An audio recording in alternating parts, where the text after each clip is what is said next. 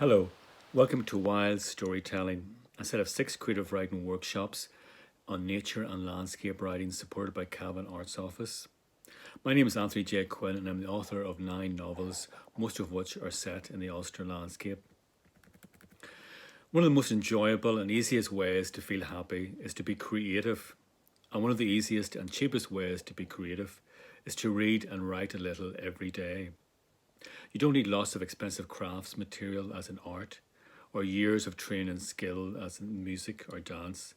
All you need is your imagination and time.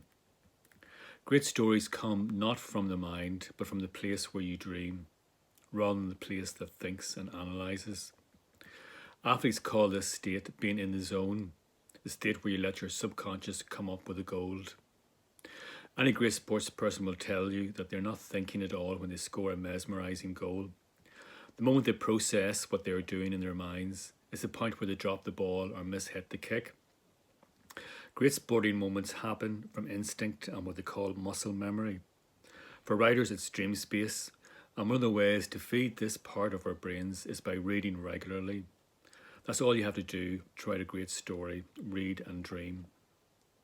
The most important thing is to enjoy the process and hopefully feed your imagination, as well as learn new skills and techniques that you can apply to achieving other goals in life. Remember, every paragraph you read and every sentence you write are important steps towards realising your goal. Don't put undue pressure on yourself by trying to get it all done too quickly. Slow and steady is the best way forward.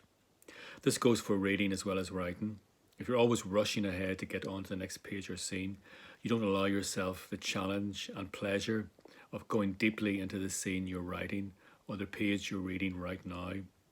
So slow down and concentrate on what is happening in your reading and writing in the present moment. In this course on wild storytelling, you'll discover how to set your story in a convincing landscape.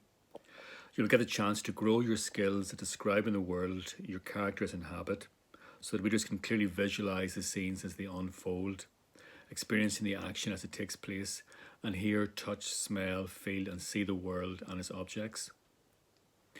You will also learn how to use your powers of description to create suspense and drive your story forwards. Every story has to take place somewhere, and the setting and landscape are essential ingredients. A story set on a remote island is sure to develop differently than one set in inner city Belfast. In many stories, the landscape and setting are so important that it becomes a character. So a story can't take place in a vacuum. Without a strong sense of place, readers will feel lost. Stories with a good sense of place take readers out of their own worlds into a different reality, and this is the greatest gift that a writer can give: the chance to escape. The success of your fictional landscape depends on making them come alive with detail. So over these 6 workshops, we're going to focus on writing about what we know, and the landscape we will be developing over the workshops is one which we already know very well. This will help us convey the setting convincingly to our readers. The more details that we know about the setting, the more real it will feel to the reader. So in the first creative writing exercise, we're going to create a story map of a place we know. The earliest maps we used as human beings were stories describing landscapes and the events that took place in them. These types of maps were part of the oral history of folk tales, learned, developed and passed from one generation to the next. For example, a distinctively shaped mountain, a certain tree, a bend in the river, a gloomy rock. These features in the landscape were woven into a plot that was part journey, part story. Long before we had maps and their multitude of lines, we had stories through which we knew our place in the world and could project our emotions and memories upon the landscape. For instance, the thorn-hedged fields of my grandfather's farm in South Tyrone all had Irish names, and there was a story for each one, even the most rush-filled and marshy.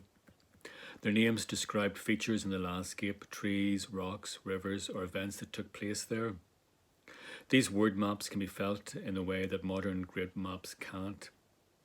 They are more sensory based than grid maps, and they carry secrets, a sense of mystery in the landscape that the reader can enter in their imagination.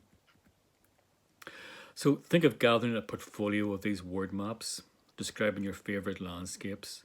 Consider the associations between places and people, the events that occurred, for example, at that crossroads or in that ruined house.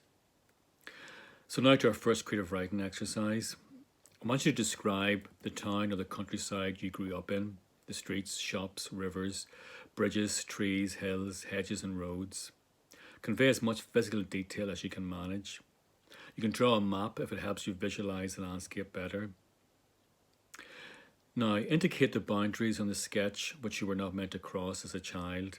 Perhaps something bad or mysterious had happened around these places, or there was a haunted house or a fast-flowing river. Did any locations have a strange or exotic feel? What did you imagine happened in these places? Think of a place where something occurred. Sketch out the event with special attention to the physical details of the setting. It need not be a big event. You might be playing a game with friends, jumping from a height or across a river, exploring a new patch of forest, visiting a new house. Perhaps you had to escape something such as a nest of wasps or an angry farmer. If you can develop a strong sense of place, it should be easy to write. Let the roads and rivers speak.